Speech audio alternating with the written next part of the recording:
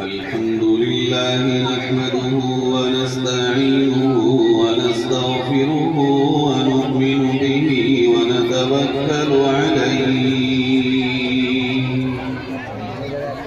ونعوذ بالله من شرور أنفسنا ومن سيئات أعمالنا من يهده الله فلا مضل له ومن يضلله فلا هادي له ونشهد أن لا إله إلا الله وحده لا شريك له ونشهد أن سيدنا وسندنا وحبيبنا وشفيعنا وإمامنا ومقتدانا ومولانا محمد عبده ورسوله وبارك وسلم تسليما كثيرا أما بعد فأعوذ بالله من الشيطان الرجيم بسم الله الرحمن الرحيم إن هذا القرآن يهدي للتي هي أقوم صدق الله مولانا العظيم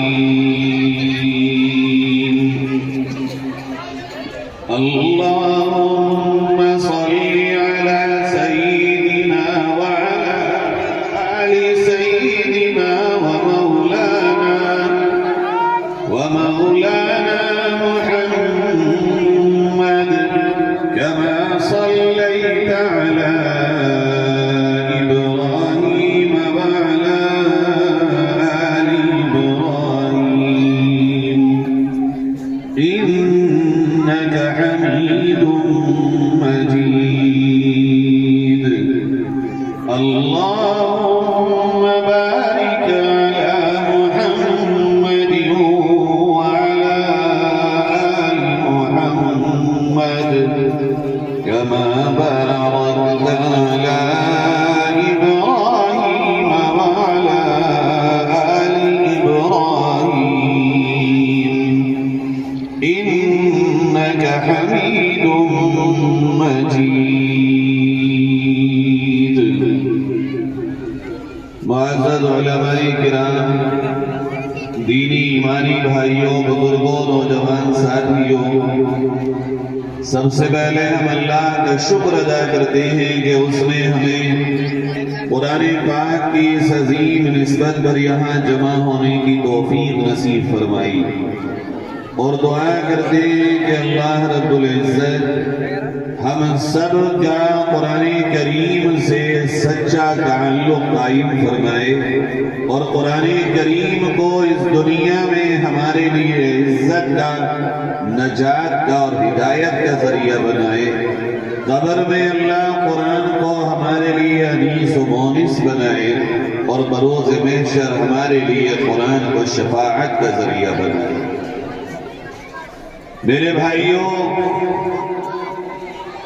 میں اپنی بات کو اس طرح شروع کرتا ہوں کہ آپ آج سے لگ بھگ 150-200 سال پہلے چلیے اور دیکھیے کہ اس وقت اس ملک میں انگریزوں کی حکومت ہوتی تھی انگریز کی غلامی میں اس ملک کے رہنے والے لوگ اپنی زندگی گزارا کرتے تھے اور ان کے ظلم کا یہ عالم کہ اس ملک میں رہنے والا کسی بھی مذہب کا ہو وہ ظلم سے محفوظ نہیں تھا لیکن جو ظلم کی چکی میں سب سے زیادہ پستا تھا وہ مسلمان تھا 1857 میں اس ملک میں انگریزوں کے خلاف ایک بہت بڑی جنگ ہوئی جس میں سب سے زیادہ بڑھ چڑھ کر کے مسلمانوں نے حصہ لیا اور ساتھ میں برادران وطن کے ہر طبقے نے بھی حصہ لیا۔ وہ جنگ اتنی بھیانک اور اتنی مضبوط تھی اور اتنی پلان تھی کہ اگر کامیابی مل جاتی تو 1857 میں ہی یہ ملک انگریزوں کی غلامی کے پنجے سے آزاد ہو جاتا۔ اللہ کی مرضی رہی، 1857 میں انگریزوں سے اس ملک میں جنگ کو ہار گئے۔ اس کے بعد لوگوں نے لکھا ہے کہ مسلمانوں پہ ایسا ظلم شروع ہوا کہ دھرتی بھی کانپ گئی، آسمان بھی لرزنے لگا، زندہ انسانوں کی کھال جانوروں کی طرح اتاری گئی۔ زندہ انسان یعنی مسلمان بوریوں میں بند کر کے آگ میں جلا دیے گئے، انسانوں کو پھانسی پہ لٹکا دیا گیا۔ ایک غیر مسلم مورخ وہ یہ لکھتا ہے کہ میرے اندازے کے مطابق 1857 میں 5 لاکھ مسلمانوں کو انگریزوں نے قتل کیا، اور یہ تو ایک اندازہ ہے، حقیقت تو اس سے بہت آگے ہے۔ ایسی جنگ میں مسلمانوں نے بہت بڑا نقصان اٹھایا، مگر پھر بھی مسلمان ہمت نہیں ہارے اور انگریز کی غلامی کو قبول نہیں کیا۔ جو انگریزوں کا مرکز تھا، سینٹر تھا، وہ لندن تھا، برطانیہ میں۔ اس ملک میں جن انگریزوں کی حکومت تھی ان کی قیادت برطانیہ سے کی جاتی تھی، اور ان کی قیادت کرنے والی ایک خاتون تھی جس کا نام تھا ملکہ وکٹوریہ۔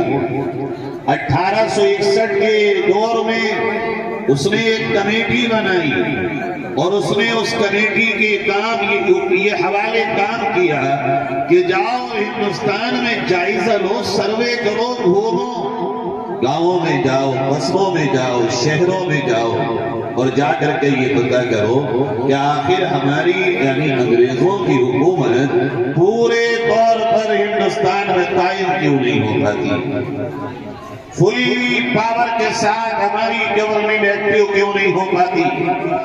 وہ کمیٹی آئی یہاں، اس نے گلی گلی، گاؤں گاؤں، قصبے قصبے اور شہر شہر جائزہ لیا، اور 3 سال سے زیادہ تک اس نے پورے ملک کا دورہ کیا، اور پھر وہ لندن روانہ ہوئی اور ملکہ وکٹوریہ کے حاضری دی اور اپنی رپورٹ کو پیش کیا۔ وہ رپورٹ میں بہت ساری نکات اور پوائنٹس تھے۔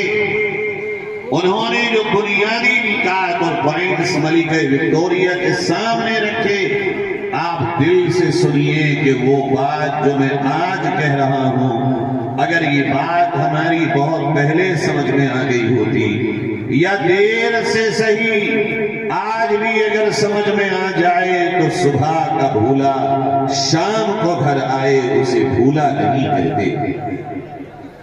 انہوں نے رپورٹ رکھی جس کے پوائنٹس اور نکات یہ تھے کہ محترمہ، ملک ہندوستان میں سب سے زیادہ ہمارے خلاف بغاوت کرنے والی جو کمیونٹی ہے، جو قوم ہے، جس مذہب کے ماننے والے ہیں، ان کا نام ہے مسلمان اور ان کا مذہب ہے اسلام۔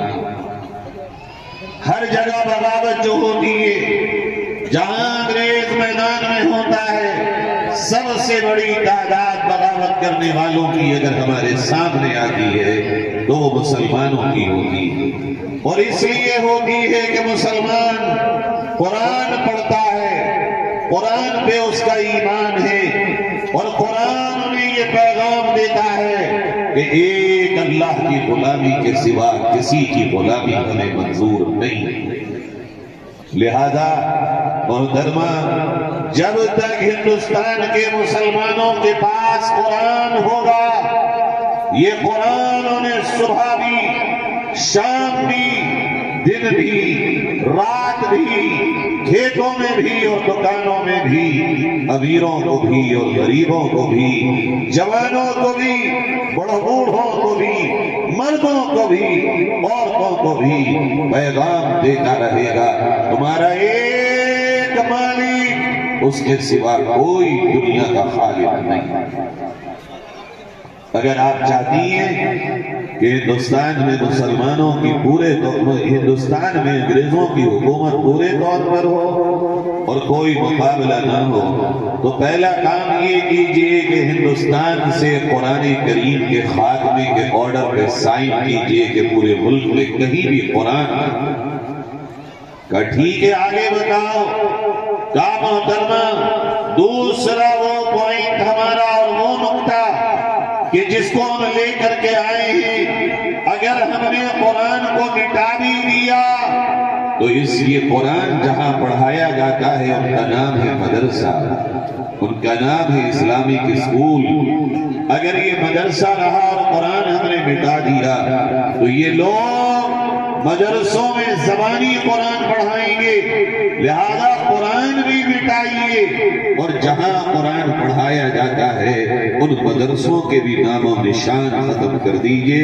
یہ دوسری آپ کی سب سے بڑی رکاوٹ آپ کی راہ سے دور ہو جائے گی اور ہٹ جائے گی۔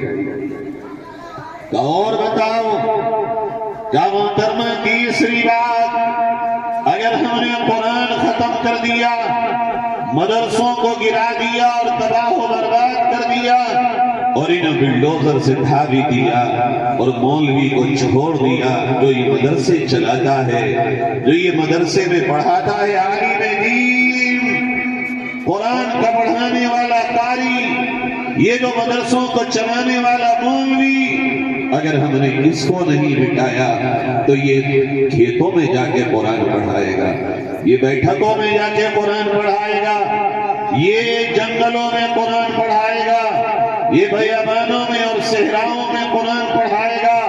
لہذا ضروری ہے کہ آغاز اس طرح ہو، مولوی بھی ختم ہو، مدرسہ بھی ختم ہو، قرآن بھی ختم ہو، اور جب یہ تینوں ختم ہوں گے تو آپ کی حکومت کی ساری رکاوٹیں ختم ہو جائیں گی۔ یہ کیا ہے پیغام؟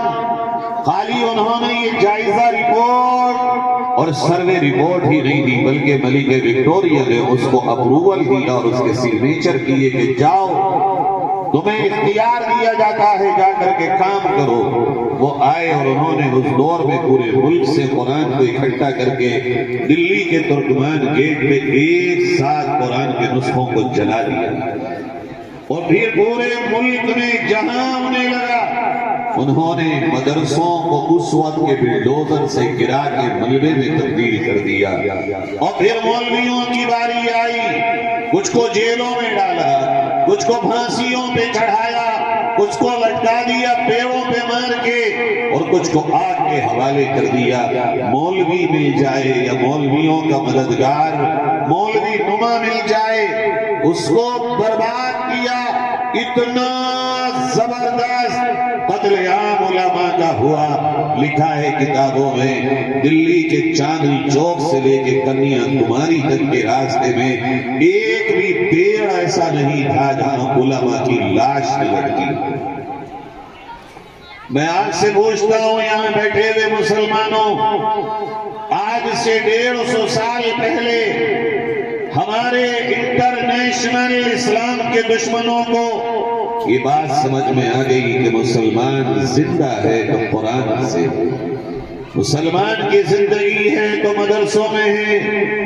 اگر مسلمان کی کشتی بھنور میں بھی تھم سکتی ہے تو یہ علماء تھام سکتے ہیں۔ یہ تمہارے بیچ میں کھوٹے کے مانند ہیں، اگر کھوٹا نہ ہو، بے لگام ہو، قوم منتشر ہو جائے، آدھی ادھر ہو، آدھی ادھر ہو اور آدھی ادھر ہو۔ یہ تین وہ ستون ہیں ہمارے اور آپ کے کہ اگر ہماری اور آپ کی زندگیوں سے یہ نکل جائیں تو ہمارے پاس کچھ بھی نہیں رہتا۔ آج غور کیجئے، ہمارے اور آپ کے گھروں میں اللہ نے قرآن کے پہنچا دیا، طاقوں میں رکھا ہوا ہے، مگر کشن پور کے اور آس پاس کے آئے ہوئے مسلمانوں اپنے پڑوس میں اور اپنے گھروں کے جوانوں سے جا کے پوچھنا کتنے مہینے ہو گئے کہ انہوں نے قرآن کھول کے ہی نہیں دیکھا، کتنے دن ہو گئے تم نے قرآن اپنے ہاتھ میں اٹھا کے اس کے ورقوں کو پلٹ کے پڑھا ہی نہیں ہے۔ اگر یہ قرآن ہمارے اور آپ کے پاس ایسے الماریوں میں، طاقوں میں، کپڑے کے شاندار غلافوں میں اور جزدانوں میں بندہ رکھا رہے گا، تو یہ بتائیے اس کو پڑھے گا کون؟ اس پر عمل کون کرے گا؟ کون لے کے جائے گا اس کو ساری دنیا تک؟ ہم اور آپ صرف پڑھنے تھوڑی آئے تھے، صرف عمل کرنے نہیں آئے تھے۔ ہمارا اور آپ کا کام تو یہ تھا قرآن کو پڑھتے عمل بھی کرتے، اور دنیا کے ایک ایک اس انسان کے پاس تک قرآن لے کے جاتے جو اللہ کے نبی کی تعلیم سے اور قرآن کے پیغام سے دور تھا۔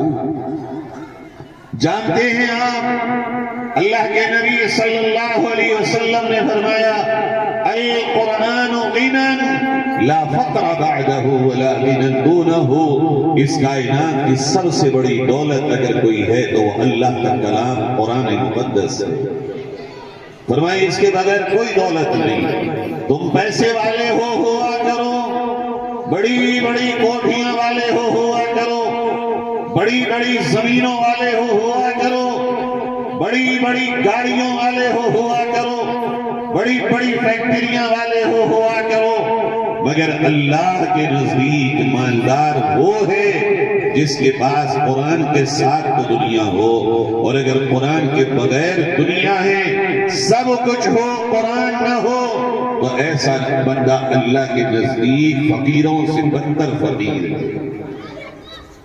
دیکھو یہ دولت جو روپیوں کی اور پیسوں کی ہے میرے آپ کے پاس، کب تک چلے گی؟ کتنے دن رہے گی؟ کیا آپ نے اپنے یہاں نہیں دیکھا کتنے لوگ ہیں وہ جن کے پیسے نے انہیں کی زندگی میں ساتھ چھوڑ دیا؟ ایک لمحے میں انسان ادھر سے ادھر ہوتا ہے، ایک جھٹکے میں ہیرو سے زیرو، چلتے ہوئے کاروبار ایک لمحے میں انسان کے پٹ ہو جاتے ہیں۔ بڑے بڑے زمیندار کل ہوا کرتے تھے مگر اولادوں کے پاس آج کمانے کے لیے بھی کہ زمین سے پورتی ہو نہیں ہے۔ یہ دنیا ہے، یہاں مال کسی کا اگر ساتھ دے بھی گیا تو موت تک، مگر بہت بڑی تعداد وہ ہے جن کا مال موت سے پہلے ساتھ بھی چھوڑ دیتا ہے۔ اچانک انسان کے پاس ہوتا ہے، سب کچھ چل رہا ہوتا ہے، مگر بیمار ہو جائے یا کرنے والا دنیا سے چلا جائے فیملی میں، یا اور کسی حادثے کا شکار ہو جائے، اس کے گھر والے اس حال میں اپنا وقت گزارتے ہیں جو انہوں نے خوابوں میں نہیں سوچا ہوتا ہے۔ آج ہم نے اور آپ نے کامیابی اور عزت کا معیار صرف مال کو بنایا۔ ارے یہ مال تو آئی اور جائی چیز ہے۔ جو کبھی اپنی چوپالوں پہ بیٹھ کر حکے چلایا کرتے تھے، کیا تم نے نہیں دیکھا جن کی چوپالوں پہ کبھی حکا ٹھنڈا نہیں ہوتا تھا، چائے ٹھنڈی نہیں ہوتی تھی، جن کی چوپالوں کی مجلسیں کبھی بجھتی نہیں تھی، آج ان چوپالوں پہ بیٹھنے والے کہاں ہیں؟ کہاں گئے وہ چودھری؟ کہاں گئے وہ سیٹ؟ کہاں گئے وہ زمیندار؟ آج وہ چوپالیں ٹھنڈی ہوئی، کسی اور کی بیٹھک گرم ہو گئی۔ یہی ہے دنیا، کبھی ادھر آتی ہے اور کبھی ادھر آتی ہے۔ اللہ نے ہمیں آپ کو قرآن پاک میں بہت پیار سے سمجھایا اور یہ فرمایا میرے بندو ما عندکم ينفد وما عند اللہ باق۔ جو کچھ تمہارے پاس ہے یہ ختم ہونے والا ہے، کوئی چیز تمہاری باقی رہنے والی نہیں ہے۔ اگر باقی رہنے والی کوئی چیز ہے تو وہ جو تم اللہ کو دے چکے ہو، اللہ کی راہ میں لگا چکے ہو، جو کچھ تم جانی مالی اور وقتی چیزوں سے اللہ کے یہاں اکاؤنٹ میں جمع کروا چکے ہو، یہ ہے باقی رہنے والی۔ بقیہ ہر چیز ہے جو تم سے جدا ہو جائے گی اور تمہارا ساتھ چھوڑ دے گی۔ اچھا مال تو پھر بھی چھوٹی چیز ہے، لاؤ رشتوں کو دیکھ لو۔ یہ رشتے ہیں ہمارے اور آپ کے دنیا میں، کبھی کبھی رشتے دنیا میں جیتے ہوئے کام نہیں آتے، سگا بھائی بھائی کے کام نہیں آتا۔ جوان ہوئے صحیح چل رہے تھے سب کچھ، ایک بھائی ظالم بن جاتا ہے، ایک مظلوم بن جاتا ہے۔ دیواریں کھنچ جاتی ہیں، بٹوارے ہو جاتے ہیں، بھائی بھائی ہونے کے باوجود اپنے کو اپنا نہیں سمجھتا، غیروں کو اپنا سمجھنے لگتا ہے۔ آج کتنا بڑا طبقہ ہے وہ جو ہم سے شکایت کرتا ہے، مولانا بچپن میں ساتھ کھیلتے تھے، اگر بھیا کو کوئی کچھ کہہ دیتا تھا تو تڑپ جاتے تھے۔ آج بھائی وہی ہے، اللہ نے اسے عروج کیا دیا اور ہمارا ستارہ گردش میں کیا آیا، آج یہ سننے کو تیار نہیں، بولنے کو تیار نہیں، پاس بٹھانے کو تیار نہیں۔ ارے یہی ہے دنیا۔ اللہ نے کہا کوئی چیز تمہاری وہ نہیں ہے جو سدا تمہاری ہو، کب ساتھ چھوڑ دے کچھ نہیں پتا۔ ہاں ایک ہستی ہے جو ہر آن تمہارے ساتھ، وہ کبھی تم سے جدا نہیں اور تم اس سے دور نہیں ہو، تمہارے بہت قریب ہے۔ کتنا قریب؟ نہ ماں اتنی قریب، نہ باپ اتنا قریب، نہ بھائی اتنے قریب، نہ بیوی اتنی قریب، نہ بچے اتنے قریب، کوئی چیز تمہارے اتنی قریب نہیں جتنی وہ ہستی تم سے قریب ہے، اور وہ ہے اللہ کی ذات و اللہ کی بابرکت ذات، اللہ رب العزت۔ قرآن میں اللہ فرماتا ہے میں اتنا قریب ہوں تمہارے، وَنَحْنُ أَقْرَبُ إِلَيْهِ مِنْ حَبْلِ الْوَرِيدِ۔ یہ جو تمہاری شہ رگ ہے میں اس سے بھی زیادہ تمہارے قریب ہوں، میں وہ ہوں۔ ان اللہ علیم بذات الصدور، تمہارے دلوں کو بھیدوں کو جاننے والا، یعلم ما تسرون وما تعلنون، تم چھپاؤ یا ظاہر کر دو مگر مجھ سے پھر بھی کچھ نہیں سن سکتا۔ ان اللہ کان علیکم رقیبا، میں تو تمہاری نگہبانی کر رہا ہوں۔ لا تحسبن اللہ غافلا عما يعمل الظالمون، او ظلم کرنے والوں اپنی جانوں پر، او بھول جانے والوں یہ نہ سمجھنا کہ اللہ تم سے غافل ہے، وہ ایک ایک تمہارے عمل سے اور تمہارے کام سے، ایک ایک تمہاری کرنی سے واقف ہے، کوئی چیز اس سے ایسی نہیں ہے جو چھپی ہو اور وہ اس سے واقف ہو۔ اس اللہ کا یہ کلام ہے ہمارے پاس۔ نبی کریم صلی اللہ علیہ وسلم نے فرمایا اگر تم قرآن سے دل لگاؤ تمہارا سب ساتھ چھوڑیں گے، چھوڑتے پھریں، ساری دنیا تم سے منہ موڑے موڑتی پھرے، مگر تم میرے قرآن کے قریب آؤ، میرے قرآن سے دل لگاؤ، قرآن کے ہو کر کے رہ جاؤ، یا تو قرآن کے مطابق زندگی بنا لو یا تم قرآن میں آ جاؤ۔ یہ ادنا درجہ ہے کہ قرآن کے مطابق تم ہو، اور یہ اعلیٰ درجہ ہے کہ تم ہی قرآن ہو جاؤ۔ چلتے پھرتے دن اور رات، ہنسی اور خوشی، غم، سیاہ و سفید، چاہے چھاؤ ہو یا بادل، جوانی ہو یا بڑھاپا، گھر ہو یا باہر، تم ہی چلتے پھرتے قرآن اگر ہو جاؤ گے، یہ اعلیٰ درجہ ہے۔ اللہ کے نبی صلی اللہ علیہ وسلم فرماتے ہیں من شغلہ القرآن وذکری عن مسئلتی اعطیتہ افضل ما اعطی السائلین۔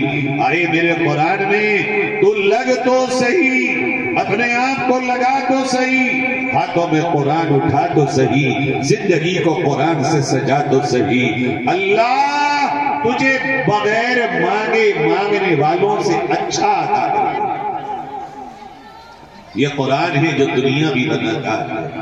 فرمایا نبی کریم صلی اللہ علیہ وسلم نے ان اللہ یرفع بهذا الكتاب اقواما ويضع به آخرین، یہی قرآن ہے جو تمہیں دنیا میں ذلت بھی دے گا اور عزت بھی دے گا۔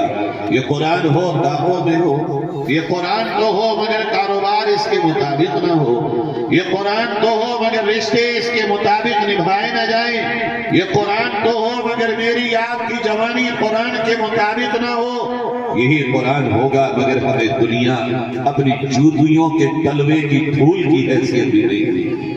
اور اگر قرآن ہو، زندگی قرآن کے مطابق ہو، ہم قرآن کے مطابق چلیں، یہی قرآن ہوگا، دنیا سمجھے گی آپ کمزور پڑ رہے ہیں، مگر اللہ اسی کمزوری سے عزت کے فیصلے کر دے گا۔ دیکھیے آپ، اسی دنیا میں اللہ نے دکھا دیا، فلسطین میں کمال کر کے دکھا دیا۔ دنیا یہ سمجھتی تھی کہ مسلمان ختم ہو گئے، ملبہ ہو گیا ان کا سب کچھ، مٹ گئے ہیں وہ، ختم ہو چکے ہیں وہ۔ دیکھو آج وہ اپنے ملبے میں تبدیل شدہ گھروں کو واپس آ رہے ہیں، مگن ہو کر قرآن پڑھ کے وہ اپنے ملبے کو ہٹا رہے ہیں۔ ایک بھی ویڈیو کوئی بھی دنیا کا شاہ دکھا نہیں سکتا، ایک بھی فلسطین کا مسلمان اپنے ٹوٹے ہوئے گھر میں آ کے اللہ سے شکایت کر رہا ہو۔ یہ کون سی طاقت ہے ان کے سینوں میں کہ اللہ کے قرآن کی طاقت ہے۔ سن 2017 میں جو رپورٹ چھاپی تھی فلسطین اتھارٹی نے، اس میں ان کی رپورٹ میں یہ تھا کہ ہم نے اپنی کمیونٹی کے اور اپنے لوگوں کے یہاں یہ طے کر دیا ہے کہ ہمارے یہاں جو بھی بچہ اور بچی 12 یا 13 سال سے زیادہ عمر کا 12 یا 13 سال کی عمر تک پہنچے گا، لازم ہے کہ وہ قرآن کا حافظ ہو۔ اور آج یہ حقیقت ہے، وہاں ہر 15 سال تک پہنچنے والا بچہ یا بچی قرآن کا حافظ بھی ہے، میدان کا ماہر بھی ہے، اور جام شہادت کو نوش کرنے کا دیوانہ بھی ہے۔ اللہ جب عزت دیتا ہے، ملبوں سے عزت دیتا ہے۔ میرے پیارو، جیسے میں صوفے پہ بیٹھا ہوں، ایسے ہی آج سے چند ماہ پہلے وہیں پہ ایک شخص صوفے پہ بیٹھ کر 72 گھنٹے کا بھوکا، نہ پانی پیا ہو، نہ کھانا کھایا ہو، اور دشمن سے لڑ رہا ہو اور چھڑی مار کے دشمن پہ وار کر رہا ہو۔ سوچو تو صحیح، جب رب عزت دیتا ہے، 72 گھنٹے کے بھوکے پیاسے نے جو کر کے دکھایا، ہم نے 2 دہائیوں میں اتنی شہرت اور اتنی عزت پاتے ہوئے کسی کو نہیں دیکھا جتنا وہاں کے اس جرنیل کے خالی صوفے کو عزت پاتے ہوئے دیکھا۔ انسان تو انسان صوفے کی دنیا نے نقل کی ہے، ایسے ہی ہوتے تھے مسلمان۔ اور جب مسلمان قرآن پر چلیں گے تو بھائیوں، چلتی پھرتی دعوت ہے قرآن۔ ہم سمجھتے ہیں ہم لے کے جائیں گے لوگوں کے پاس دعوت، تبھی لوگ مسلمان ہوں گے۔ 2.5 لاکھ عیسائی، 2.5 لاکھ عیسائی خالی غزہ کے مسلمانوں کی قربانیوں کو دیکھ کر امریکہ اور فرانس اور برطانیہ کے الگ الگ ٹکڑوں میں بسنے والے 2.5 لاکھ عیسائی، جن تک کسی نے کلمے کی دعوت نہیں پہنچائی، انہوں نے اپنے مذہب کو چھوڑ کر صرف ان کی قربانیوں کو دیکھ کے کلمہ پڑھ لیا اور اسلام کو قبول کر لیا۔ یہ ہے قرآن پر چلنے والوں کی طاقت۔ ہم نے آپ نے قرآن چھوڑا ہے، اس لیے دولت بھی ہے ہمارے آپ کے پاس، بہت کچھ ہے ہمارے آپ کے پاس، نہیں ہے تو عزت کی زندگی نہیں۔ آج اگر نہیں ہے تو ہماری آپ کی جانوں کی قیمت نہیں۔ اگر نہیں ہے آج، کیا وجہ ہے آپ سوچئے؟ نیشنل ٹیلی ویژن پہ اور ٹی وی پہ بیٹھ کر کوئی بھی آتا ہے اور ہمارے نبی کو کچھ بھی کہہ کے چلا جاتا ہے، حالانکہ انہیں پتا ہے یہاں ہیں مسلمان، مگر انہیں پتا ہے چھاگوں سے زیادہ قیمت کے نہیں ہے، کہ سینے میں وہ ایمان اور قرآن کی اہمیت نہیں ہے۔ کوئی بھی آتا ہے اور ہمارے اللہ کو کچھ بھی کہہ دیتا ہے۔ کیا ہے یہ چیز میرے عزیزوں؟ اللہ نے ہمیں ابھی بھی دکھایا ہے کہ جاگو اور غفلت سے بیدار ہو جاؤ، ہوش کے ناخن لو اور دیکھو کہ تمہاری ہر مصیبت کا حل اگر ہے صرف قرآن سے ہے اور کسی چیز سے نہیں۔ یہ دنیا بھی ہماری بنے گی قرآن سے، اور یہ وعدہ کیا ہے ہم سے ہمارے نبی صلی اللہ علیہ وسلم نے کہ جو قرآن کو سینے سے لگائے گا اور اپنی زندگی قرآن کے مطابق بنائے گا، اللہ اس کی دنیا بھی بنا دے گا۔ کیسے؟ ایک واقعہ مفتی ضرب علی خان صاحب مرحوم رحمت اللہ علیہ، جو پڑوسی ملک کے تھے، شیخ الحدیث تھے، ہم نے پڑھا تو نہیں لیکن ان کی زبان سے سنا ہے، اور بڑے محقق آدمی بھی ہیں وہ، بہت سارے مسائل میں تو ان کے تفردات ہیں، مگر واقعات بڑے تحقیق کے بیان کرتے ہیں۔ انہوں نے ایک واقعہ بیان کیا، حجت الاسلام حضرت مولانا محمد قاسم نانوتوی رحمت اللہ علیہ۔ وہ کہتے ہیں حضرت کے پڑوس میں ایک بنیا رہتا تھا جس کو لالا کہتے ہیں ہمارے یہاں، اور حضرت سے اس کا بڑا اچھا تعلق بھی تھا۔ انتقال ہو گیا، انتقال ہونے کے بعد ایک دن حضرت نے خواب میں دیکھا کہ لالا جی جنت میں گھوم رہے ہیں اور موج کر رہے ہیں جنت کی۔ حضرت نے پوچھا، لالا جی تمہارا یہاں کیا کام ہے؟ تمہارا راستہ تو ادھر والا تھا، تم یہاں کیا یہ شہد کی نہروں پہ موج لے رہے؟ یہ کیا تم یہاں دودھ کی نہروں پہ گھوم رہے؟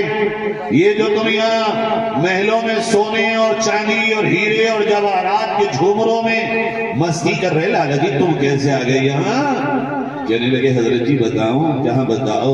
کہ حضرت جی آپ نا اپنے یہاں بیٹھک میں فجر کی نماز کے بعد روزانہ قرآن کی تلاوت کرتے تھے، یہاں کرتا تھا۔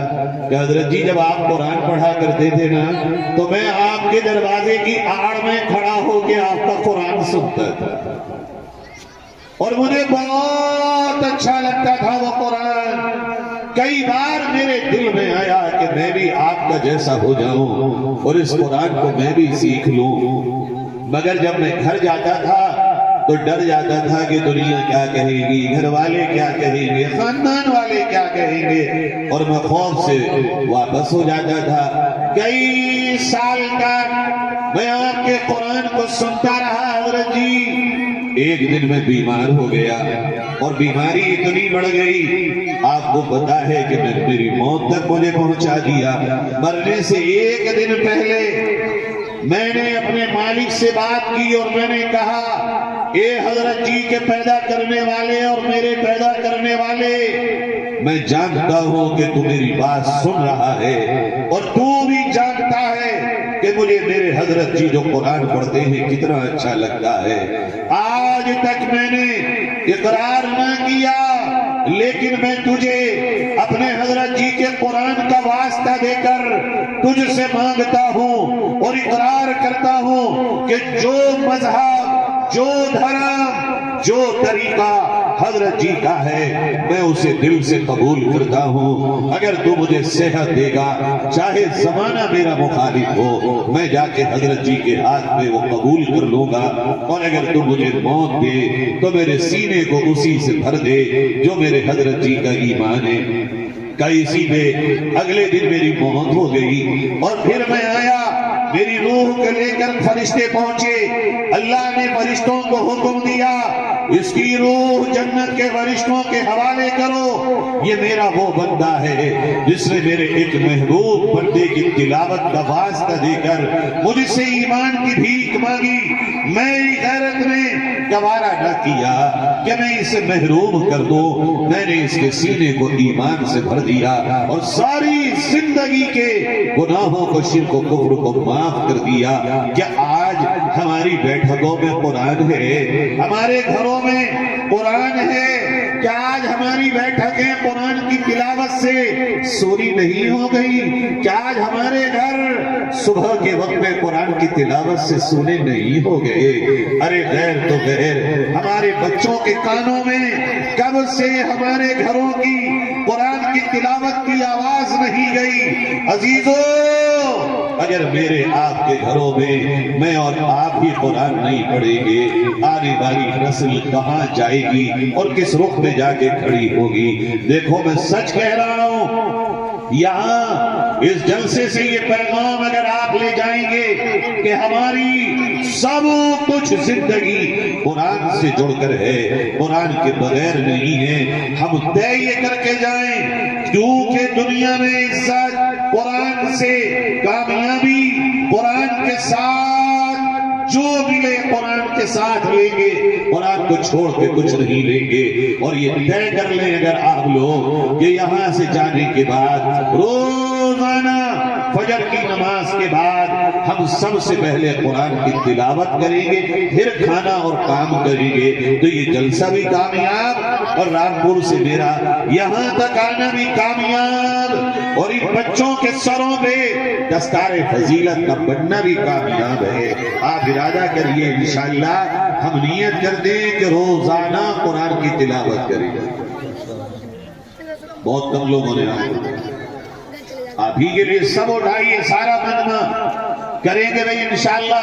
اگر کسی نے نہیں پڑھا ہو بڑھاپے میں پڑھ لو قرآن۔ دیکھو دلی کے اوکھلا کے ڈاکٹر عبدالخالق صاحب کی ویڈیو دیکھو یوٹیوب پہ، وہ 60 سال کی عمر میں دارالعلوم وقت سے مولوی بن کے نکلے، بالکل سفید داڑھی ہے ان کی، حافظ بھی ہو گئے، مولوی بھی ہو گئے، اور کئی ہزار انہوں نے دل کے آپریشن کیے۔ اگر وہ چاہتے تو روزانہ کے لاکھوں روپے کمانے والے آدمی تھے۔ قرآن ایسی چیز ہے جب دل کو لگ جائے تو پھر لاکھوں کی اہمیت نہیں ہوتی، پھر تو یوں انسان اٹھا کے رکھ کے اللہ کے قرآن اور دین کی طرف چلا آتا۔ میرے بھائیوں چلو یہ دنیا ہو گئی، اب پہنچو قبر میں۔ کون گیا ساتھ میں؟ کوئی گیا؟ گیا کوئی؟ نہیں گیا نا؟ ارے یہاں تک کہ یہ کپڑے جو اپنی پسند سے پہنے تھے، سلوائے تھے ٹیلر سے پسند کے، دنیا نے تو یہ بھی کاٹ کے نکال لیے ہمارے اور آپ کے۔ اچانک ہم جنازہ ہو گئے، سارے رشتے ختم ہو گئے۔ یہی روایت ہے، دنیا کی ریت بھی یہی ہے۔ جب قبر میں رکھے گئے ہم، پٹلے لگا دیے گئے، چادر ڈال دی گئی، اور لوگ یہ کہہ رہے ہیں کہ دیکھ لو کوئی سوراخ نہ رہ جائے، جو مٹی گر جائے، کوئی یہ نہیں کہہ رہا ہے ہوا کے لیے سوراخ چھوڑ دو، گھٹن ہوگی اندر، سردی ہو رہی ہے لحاف رکھ دو، گرمی آئے گی انورٹر کا پنکھا لگا دو۔ ارے کہاں گئے سب وہ ہمارے ہمدرد؟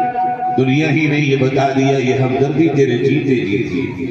اب جو تو جنازے کی چرپائی سے قبر میں اترے گا، تیرے ساتھ دنیا کا کچھ نہ جائے گا سوائے اس کے جو تو نے دنیا میں اللہ کے لیے کیا ہوگا۔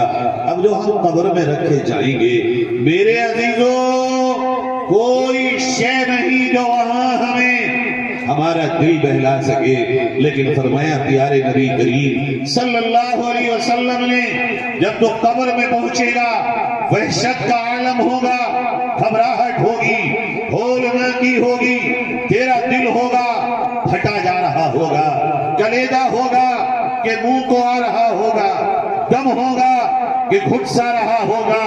ایسے وقت میں اگر تو نے دنیا میں قرآن سے دل لگایا ہوگا، اللہ اس قرآن کو تیری قبر میں تیرا انیس بنا کر بھیجے گا، اور یہ قرآن آئے گا وہاں اور یہ کہے گا اے اللہ کے بندے، آج میں تیرا دل بہلانے تیرا دوست بن کے آیا ہوں، مت ڈر، تو نے دنیا میں مجھ سے وفا کی، آج اس وفا کو نبھانے پہ تیری قبر میں آ چکا۔ ہائے جو چیز ہمیں دنیا سے لے کے قبر تک ساتھ نبھانے کی بات ہو رہی ہو، جہاں جو قبر تک ساتھ دینے کی بات کر رہا ہو اسے 1 گھنٹہ بھی دینا مشکل ہو گیا ہو، اور جو میری کام نہ آ سکے دنوں رات میں اور آپ اس کے لیے گزار رہے ہو، یہ کامیابی نہیں ہے، یہ ناکامی ہے۔ پھر جب قبر سے اٹھو گے بھائیو بڑا بھیانک عالم ہوگا، یہ میدان محشر ہوگا، ہر ایک کی زبان پر جاری ہوگا یا ربی نفسی نفسی، اللہ مجھے بچا، یہاں تک کہ آدم بھی کہہ اٹھیں گے اللہ مجھے بچا، نوح بھی کہہ اٹھیں گے یا ربی نفسی نفسی، عیسیٰ بھی کہہ اٹھیں گے یا ربی نفسی نفسی۔ ایسے بھیانک، ایسے خطرناک اور ہولناک دن میں کوئی کسی کی حفاظت اور کسی کو بچانے والا نہ ہوگا۔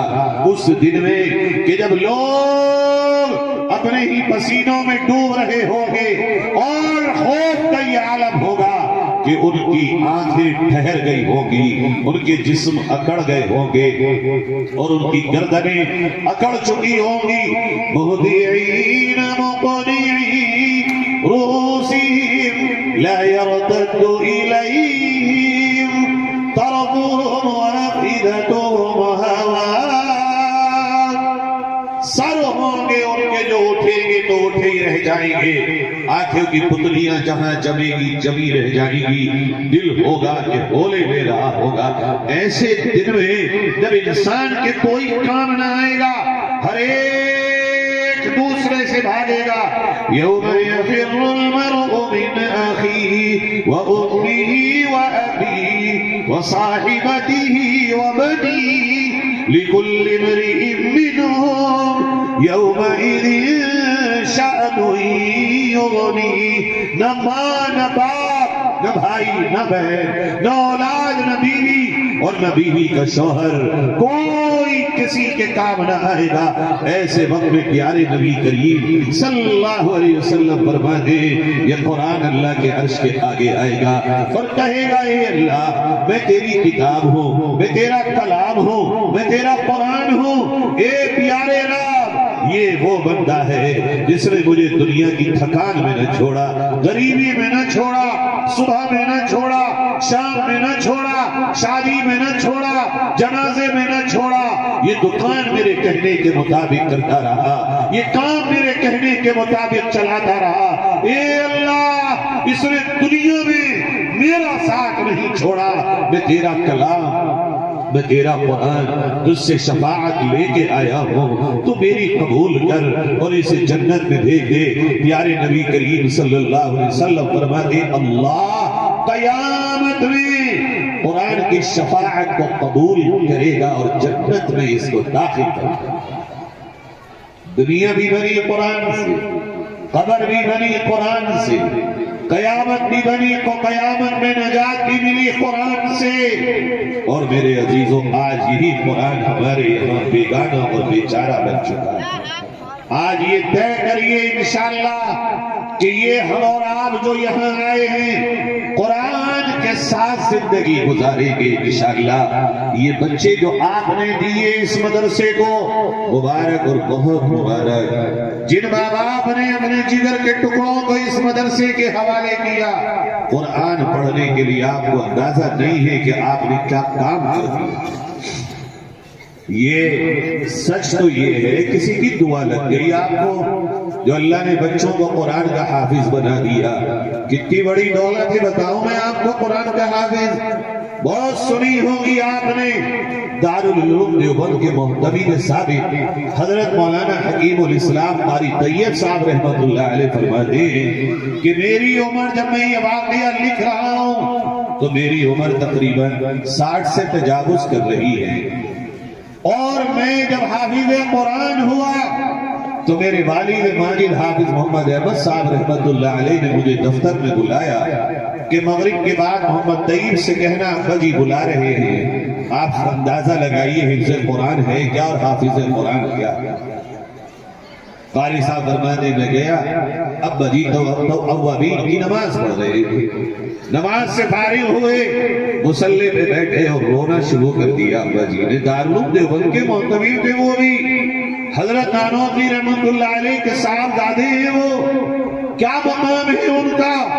ارے ان کے لیے تو قیامت تک نسلوں کے واسطے دارالعلوم دیوبند صدقہ جاریہ ہے بھائی، اور سارے عالم میں جو اس ادارے سے فیض جاری ہے وہ پورے خانوادے کے لیے صدقہ جاریہ ہے۔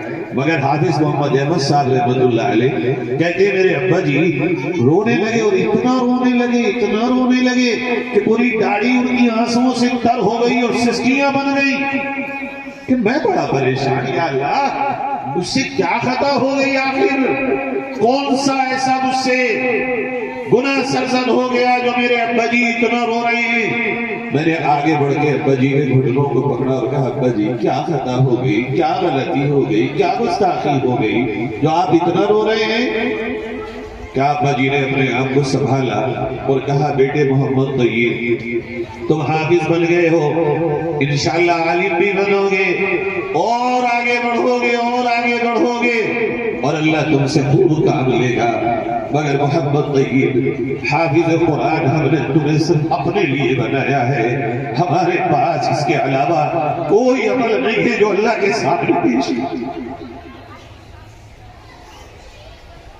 کہ بیٹے ہمیں مت بھول نہ دو، بس اس لیے رو رہے تھے کہ اللہ نے ہمیں اس قابل سمجھا اور تمہیں حافظ بنا دیا۔ کہتے ہیں قاری صاحب اس واقعے کو تقریباً 40-50 سال گزر گئے، مگر میرا ایک دن بھی چاہے سفر میں ہو، حضر میں ہو، گھر میں ہو، باہر ہو، ایک دن بھی میرا ایسا نہیں گزرا جو میرے ابا جی رحمت اللہ علیہ کے لیے اوابین کی 6 رکعتوں میں پورا ایک سپارہ پڑھ کے ایصال ثواب رکھے۔ یہ جو بچے حافظ بنے ہیں، اللہ کی قسم ان سے بڑی دولت کوئی نہیں ہو سکتی، ہر ایک کا حساب ہوگا، مگر سوچو تو صحیح، جب یہ حافظ قرآن پڑھے گا، اللہ کے انوار و برکات و رحمت اس پر نازل ہوگی، تو جو باعث ہوں گے اس کے ماں باپ وہ کہاں جائیں گے؟ وہ پہلے حقدار ہیں اس کے، ان پر بھی رحمتیں ہوں گی۔ اور پھر تم انہیں دنیا میں اگر بغیر قرآن کے حافظ کے کچھ اور بنا بھی دے گے، ضروری تھوڑی ہے وہ کام آتا ہے ان کے۔ صرف 2-3 حدیثیں سنا رہا ہوں اور بات کو مختصر کرتا ہوں۔ فرمایا پیارے نبی حضرت محمد مصطفیٰ صلی اللہ علیہ وسلم نے کہ یہ جو قرآن کا حافظ ہے جب قبر میں رکھا جائے گا اور اس کی موت آئے گی، قرآن کا حافظ، عالم تو بہت بڑی بات ہو گئی، مفتی اور بڑے ہو گئے، خالی قرآن کا حافظ جب قبر میں رکھا جائے گا، اللہ اس کے جسم کو قبر میں رکھتے ہی قبر کو حکم دیتا ہے، یا قبر لا تأکلی لحمہ، اے قبر یہ جو میرا بندہ تیری کوکھ میں آیا ہے اس کے جسم کو چھونا مت۔ قبر پلٹ کے رب کو جواب دیتی ہے، یا رب کیف آکل لحمہ وکلامک فی جوفہ، اے اللہ اس کے سینے میں تیرا قرآن ہے، میں اسے کیسے چھو سکتی ہوں؟ بتائیے چلا جو قرآن کا حافظ ہو، عمل والا ہو، اگر قبر میں جائے گا تو جسم تو جسم، کفن بھی اس کا میلا نہیں ہوتا، قبر کا بیڑا بھی پار۔ اور جب میدان محشر میں حافظ جی آئیں گے، اللہ کے نبی حضرت محمد مصطفیٰ صلی اللہ علیہ وسلم نے فرمایا فی الجنت نہر یقال له الریان مدینۃ من مرجان لها 70,000 باب من ذهب وفضہ، جنت میں ایک نہر ہے جس کا نام ہے ریان، اس پہ اللہ نے ایک شہر بنایا جس کا نام ہے مرجان، 70,000 سونے اور چاندی، پیور سونے اور چاندی کے بڑے بڑے دروازے اس شہر کے چاروں طرف لگے ہوئے ہیں، اور یہ ایک گاؤں نہیں، قصبہ نہیں، کشن پور نہیں، چودھری کا محل نہیں، راشٹرپتی کا بھون نہیں، پورا ایک شہر جس کے 70,000 انٹری گیٹس ہوں گے، کہ یہ ایک اکیلا شہر ایک حافظ قرآن ہوگا۔ اب بتاؤ ان ماں باپ کی قسمت کا کیا عالم؟ ہم سے دنیا یہ کہتی ہے مدرسے کیا دے رہے ہیں، ایک کلکٹر بنے گا، ایک کپتان بنے گا، اور بنو، خوب بنو۔ یہ وہ مدرسہ ہے اللہ اس مدرسے کے بنانے والے جو دنیا سے گئے ہیں ان کی قبروں کو نور سے بھر دے۔ ہمارے بڑے بھائی محترم حضرت مولانا سعید الزمان صاحب کے ساتھ آپ لوگ اس طرح سے چل رہے ہیں، ارے یہ تو وہ مدرسہ ہے جو قرآن کا حافظ بھی بناتا ہے اور دنیا میں کلکٹر و کپتان بنانے کے راستے کے لیے سامنے اسکول بھی چلاتا ہے۔ اور آج ضرورت اسی بات کی ہے، حافظ قرآن بھی ہو، عالم دین بھی ہو، ساتھ میں وہ کوئی جج کی کرسی پر بیٹھا ہو، کوئی کلکٹر کی کرسی پر بیٹھا ہو، کوئی کپتان کی کرسی پر بیٹھا ہو۔ مظفر نگر ضلع کے مجھے نہیں پتا کتنے مدارس کون کون سے اور کہاں کہاں اور کیا کیا کر رہے ہیں، مگر میں یہ جانتا ہوں کہ یہ مدرسہ جس راستے پر چلا ہے یہ وہ بنیاد ہے کہ آج سے 20 سال کے بعد یا آپ جب اپنی نسلوں کو دیکھیں گے کہ یہ دنیا کے کاموں میں بھی لگے ہوں، مگر پہلے ہی ان کے سامنے قرآن ہو، تب آپ کو پتہ چلے گا کہ اس مدرسے نے اور اس اسکول نے ہماری نسلوں کو کس طرح آگے بڑھایا۔ آج تک یہی تو ہوا تھا. انگریزوں نے یہی تو ہمارے بیچ میں تفریق ڈال دی تھی کہ بھئی اسکول والوں تمہیں دین سے کوئی مطلب نہیں, تم مشنڈے بن جاؤ, بالکل تمہیں دین سے کوئی تعلق ہی نہیں. اور مدرسے والوں تمہیں انگریزی, Hindi, math, science, chemistry, bio اور تمہیں کسی اس طرح سے تمہارا کوئی تعلق نہیں ہے, تم ادھر کے ہو جاؤ, تم ادھر کے ہو جاؤ. آدھی قوم تو ایسی بٹ گئی, ادھر والے کے ادھر والے غلط, ادھر والے کے ادھر والے غلط, ادھر والے کے مولوں کو کچھ آتا نہیں, مولوی کے تمہیں دین نہیں آتا. اس کھائی کو کاٹنے کا کام مولانا سعید الزمان کے ساتھ آپ لوگوں نے کر کے دکھا دیا. اور اس دور میں انٹر کی مانیتا وہ بھی سائنس سے ہو جانا, جہاں مدرسے اور اسکولوں کو بند کرنے کی بات ہو رہی ہو, آپ سوچ نہیں سکتے کتنی بھاگ دوڑ, کتنی محنت, کتنی کاوش, کتنی جدوجہد اس کے لیے ہوئی ہوگی.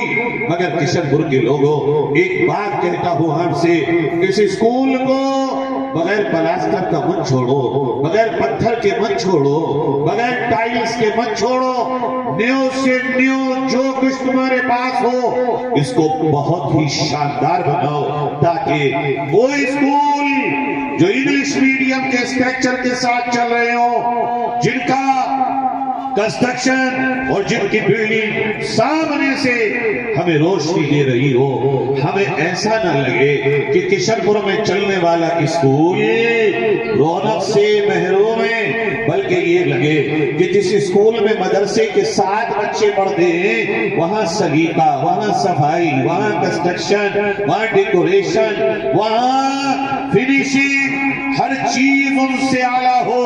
اور یاد رکھو یہ کام بہت مشکل نہیں ہے, بہت آسان. اپنے خرچے کم کر لو, یہاں لگا دو. اللہ کی قسم کھا کے کہتا ہوں اس دور میں اگر آپ نے اس مدرسے اور اس اسکول کو اپنے سروں پہ بٹھا دیا, آپ کو اللہ کے نبی قیامت میں اپنے ہاتھوں سے حوض کوثر کا پانی پلا دیا.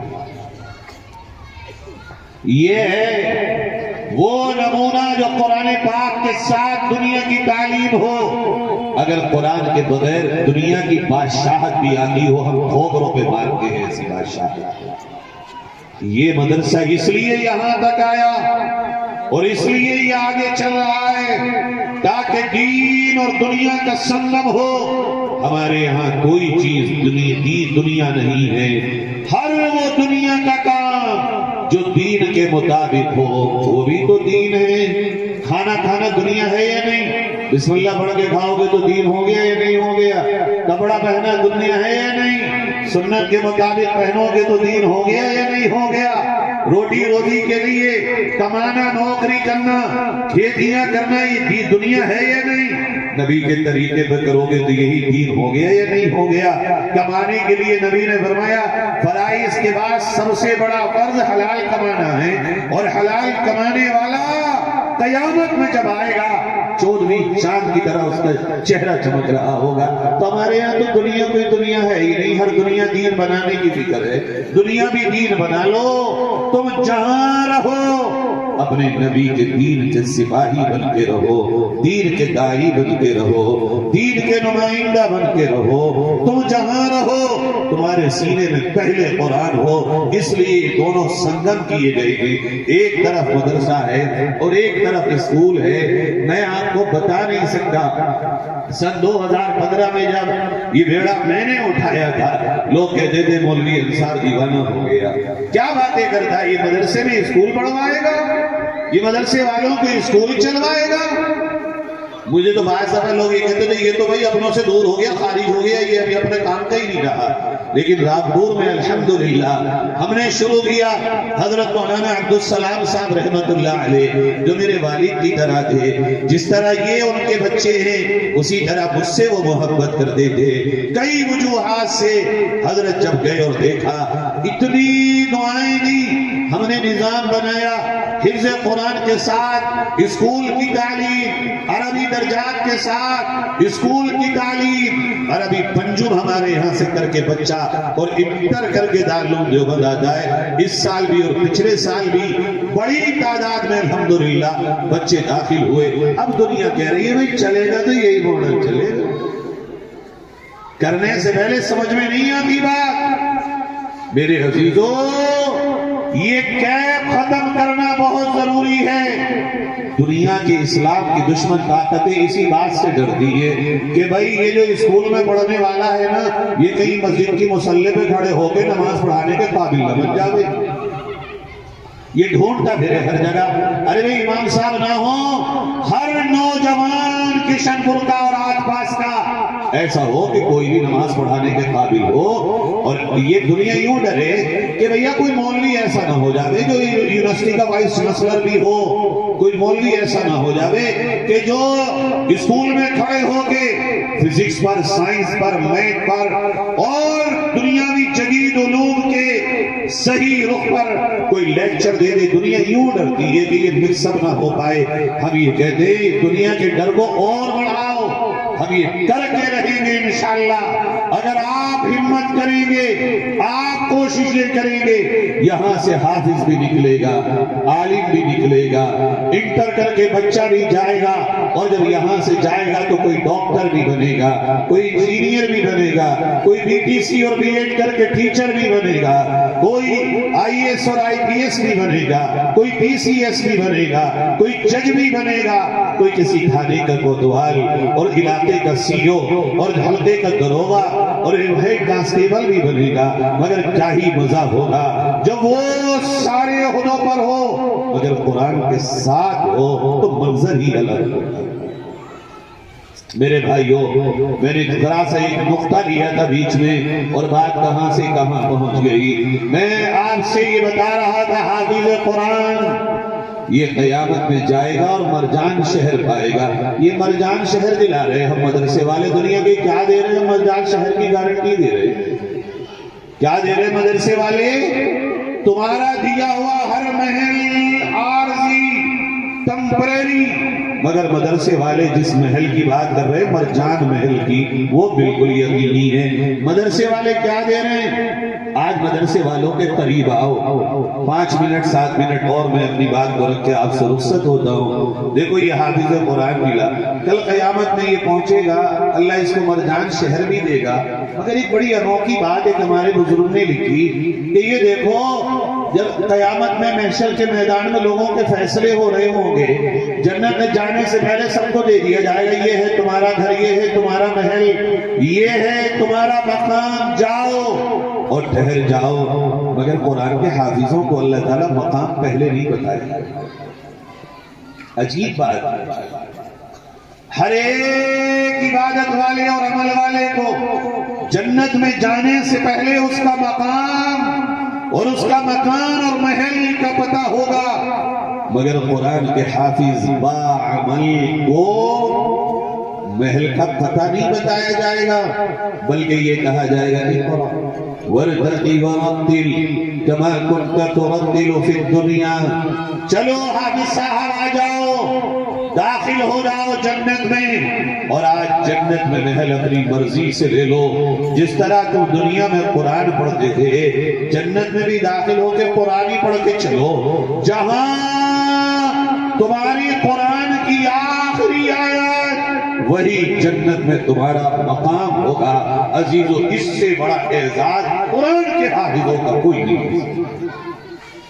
یہ ہے قرآن جس کا ذریعہ ہم اور آپ بنتے ہیں، اور اس کا جذبہ کیسے پیدا ہو یہ واقعہ سنیے اور میں آپ سے رخصت ہوتا ہوں۔ آج ہمارے آپ کے یہاں قرآن کے تعلق سے بچوں میں جو جذبہ پیدا ہونا چاہیے، مدرسے والے کر رہے ہیں مگر گھر والے نہیں کر پا رہے۔ بھئی ہم تو قرآن پڑھا رہے ہیں، گھر والے کیا کریں گے؟ ہم قرآن یاد کرا دیں، گھر والے قرآن کا ماحول بنا دیں، بیڑا پار ہو جائے گا۔ اب ہم یہاں تو قرآن پڑھائیں، قرآن میں ہم بتا دیں بچوں جھوٹ مت بولیو، گھر میں ساری جھوٹ بول رہے ہوں۔ ہم یہاں کہتے ہیں بچوں غیبت مت کریو، گھر میں ساری غیبت ہو رہی ہو۔ ہم یہاں کہتے ہیں بچوں نماز پڑھیو، گھر میں 3 غائب ہو رہی ہو۔ ہم یہ کہتے ہیں بچوں سلام کریو بات سے پہلے، گھر میں کچھ بھی سلام نہ ہو۔ ہم یہاں کہیں بچوں بڑوں کا ادب کریو، مگر گھر میں وہ ادب ہی غائب ہو۔ اب ہمارا پڑھایا ہوا کتنے دن باقی رہے گا؟ ہم بتائیں، گھر والے ماحول سکھائیں، تو بچوں میں کیا جذبہ پیدا ہوتا ہے سنیے۔ یہی غزہ جو فلسطین میں ہے، یہاں ایک بچی ہے جو ملبے کے ڈھیر پہ بیٹھی ہے، ایک نوجوان ہے جو ویڈیو بناتے ہوئے اس بچی کے پاس آیا اور کہنے لگا بیٹی ہم کیوں بیٹھی ہو؟ کہا بھائی ہمارا یہ جو پیچھے آپ ملبہ دیکھ رہے ہیں کہ ہاں کہا اس میں میرا گھر تھا، میری امی بھی تھے، میرے ابو بھی تھے، میری امی تھی، ابو تھے، بھائی تھے، بہن تھے، سب شہید ہو گئے، بس میں ایک اکیلی اور یہ میری ننھی بہن جو میری گود میں ہے 2-2.5 برس کی یہ رہ گئی ہے۔ کہا بیٹی ٹھیک ہے شہید ہو گئے، گھر بھی ٹوٹ گیا تو خیموں میں چلو، وہاں جہاں خیمے ہیں تمہارے برابر اور بھی بچے اور بچیاں ہیں، وہاں چلو گی تو تمہارا دل بہل جائے گا۔ کہنے لگی بھائی بات تو صحیح کہہ رہے ہو آپ، مگر میں بتاؤں میری امی شہید ہونے سے پہلے مجھ سے یہ کہتی تھی کہ بیٹی تو قرآن کی حافظہ بننا، اور جب تیرا قرآن کا حفظ مکمل ہوگا میں تجھے بازار لے کے چلوں گی اور تجھے نئے نئے کپڑے دلاؤں گی، کھلونے دلاؤں گی۔ اور میری امی مجھے قرآن کا خود حفظ کراتی تھی، وہ بھی قرآن کی حافظہ تھی۔ اب میں کیا کروں، میری امی دنیا سے چلی گئی، شہید ہو گئی، ابو بھی چلے گئے، بھائی بہن بھی چلے گئے، سارا خاندان چلا گیا۔ میں نے یہ طے کیا کہ میری امی کی جہاں روح نکلی اب میں یہی بیٹھوں گی، اور بھائی میں روزانہ اپنے قرآن کا سبق یاد کرتی ہوں اور پھر میں پڑھتی ہوں، اور مجھے ایسا لگتا ہے جیسے میری پیٹھ کے پیچھے بیٹھی ہوئی میری امی میرا قرآن سن رہی ہو، اس لیے میں خیموں میں نہیں جا رہی، یہی قرآن پڑھ رہی۔ اس نے کہا بہن بات تیری صحیح ہے، تو یہاں رہے گی مگر یہ تو بتا کھائے گی کیا، پیے گی کیا، جیے گی کیسے؟ تو یہاں گھر بھی نہیں تیرا، پانی تیرے پاس نہیں، کھانا تیرے پاس نہیں۔ او بھائیو جب بچوں میں جذبے پیدا ہوں تو یہ بچے کتنی اونچی اڑان اڑتے ہیں۔ اس ننھی سی بچی نے اپنے پیر کے نیچے سے گھاس نکالی اور کہا پچھلے 7 دن سے میں اس گھاس کو کھا کھا کے قرآن پڑھ رہی ہوں، اللہ نے بھوک کی وجہ سے مجھے اب تک موت نہیں دی، آگے بھی موت نہیں دے گا، مگر میں قرآن کے حفظ کو مکمل کیے بغیر یہاں سے نہیں جاؤں گی۔ وہ کہتا ہے بہن بات میری ٹھیک ہے، اگر میں تجھ سے کہتا ہوں چاہیے، کہا نہ، میری ایک ہی خواہش میں یہاں رہوں، اور جس دن میرا قرآن مکمل ہو اسی دن اللہ مجھے شہادت دے دے، تاکہ میں امی کے پاس پہنچوں اور میں کہوں کہ میں آپ کی ارادے کو اور تمنا کو پورا کر کے آئی ہوں۔ اور پھر وہ جو یہ کہتی ہے اگلی بار کہ بھائی آپ ویڈیو بنا رہے ہیں، کہا کہ اس ویڈیو کو ہر مسلمان تک پہنچانا، میں ننھی سی چڑیا ہوں، میں معصوم سی کلی ہوں، میرے امی ابو، میرے بھائی بہن، میرا گھر بار سب کچھ ختم ہو گیا، مگر میں نے قرآن کو نہیں چھوڑا ہے اور اللہ سے شکوہ نہیں کیا ہے، مگر قیامت ہوگی، عدالت خدا بندی ہوگی، اور میں اللہ کے عرش کے سامنے آؤں گی اور کہوں گی اللہ ہم نے سب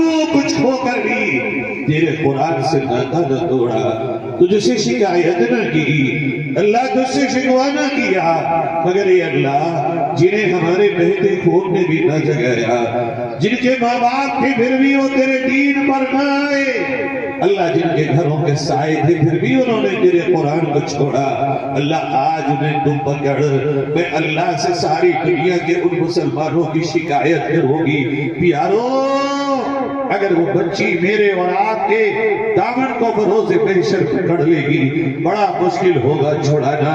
دیکھو دور ایک ہی ہے، اللہ کا شکر ادا کرو، پڑھانے کو مدرسے ہیں، اسکول ہیں، پیار کرنے کو ماں باپ، محبت کرنے کو بھائی بہن ہیں، سب کچھ ہے آج۔ شکوے مت کرو، محنت کرو، مال کی قربانی دو، اپنے وقت کو لگاؤ اور اپنے بچوں کو بناؤ، اللہ پاسے کو یوں پلٹ سکتا ہے، ہر چیز اس کے حکم کی محتاج ہے۔ آئیے ارادہ کریں ہم سب یہاں جتنے بھی ہیں اپنی زندگی کے اس مقصد کو لے کر یہاں سے اٹھیں گے، اللہ کہنے سننے کے مطابق ہمیں عمل کی توفیق نصیب فرمائے۔ میں مبارکباد دیتا ہوں مولانا سعید الزماں صاحب کو، آپ کے پورے اسٹاف کو، آپ کے تمام معاونین دین کو اور آپ کے مدرسے سے جڑے ایک ایک بھائی کو آپ ایک انقلاب کی طرف جا رہے ہیں۔ اللہ آپ کے اس کام کو بری نظروں سے بچائے، حاسدین کے حسد سے حفاظت فرمائے۔ میرے بھائیوں، ہم سب مل کے آج یہ عہد کریں انشاءاللہ ہاتھ اٹھا کر کہ ہم سب دین کے لیے سب سے زیادہ قربانی دیں گے۔ اللہ قبول فرمائے۔ وآخر دعوانا ان الحمد للہ رب العالمین۔